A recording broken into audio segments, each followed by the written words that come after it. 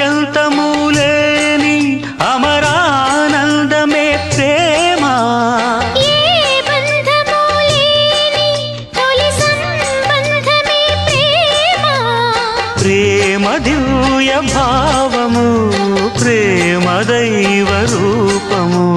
ప్రేమ జీవరాగము, ప్రేమ జ్ఞాన యోగము. మనసున పారే సెలయేరు ప్రేమ.